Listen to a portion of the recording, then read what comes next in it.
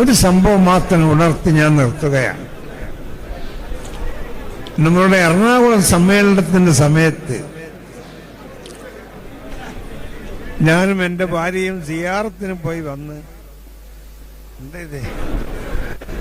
സിയാറത്തിന് പോയി ഞാനും നമ്മളെ പെണ്ണുങ്ങളും എൻ്റെ മകളെ കുട്ടിയും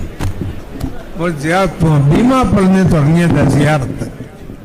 വന്ന് മകരുവാകുമ്പോ കോഴിക്കോടെത്തി. കാലിക്കറ്റ് ടവറിലെ റൂം ബുക്ക് ചെയ്ത് നിസ്കരിക്കാൻ വേണ്ടി പോയി. ജമാഅത്ത് കഴിഞ്ഞു നിസ്കരിച്ച് ഇറങ്ങുമ്പോൾ മഹാനായ സുൽത്താൻ ഉലമയും മഹാനായ തങ്ങൾ അവേരത്തെ സയ്യിദ് അബ്ദുൽ ഖാദർ അഹ്ദൽ തങ്ങളും അവിടെയുണ്ട്. ഇവർ രണ്ടാമത് ഞാൻ അങ്ങോട്ട് പോയി. അപ്പൊ എന്നോട് സുൽത്താൻമയോ അഹ്ദൽ തങ്ങളോ അവേൽ തങ്ങളൊന്നും അറിയില്ല. തങ്ങൾ വരുന്നുണ്ടോ? എവിടത്തേക്ക്? ഞങ്ങൾ CM വലിയുള്ളതിൻ്റെ അടുത്ത് പോവുകയാണ്, CMന്റെ അടുത്ത് പോവുകയാണ്. അത് സന്തോഷം, ഞാൻ വന്നേക്കാന്ന് പറഞ്ഞു.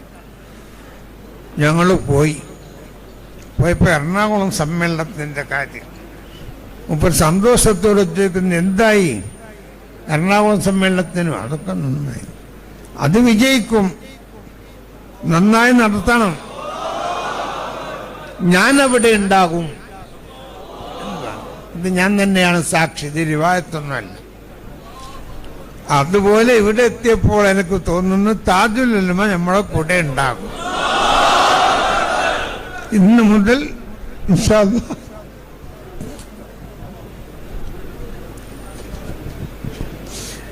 നമ്മളെ പരിപാടി അവസാനിക്കുന്നത് വരെയും ദുനിയാവിലും ആഖിറത്തും സ്വർഗത്തും താജുൽമാന്റെ കൂടെ അല്ലാഹു നമ്മളെ ഒരുമിച്ച് കൂട്ടിയതാ.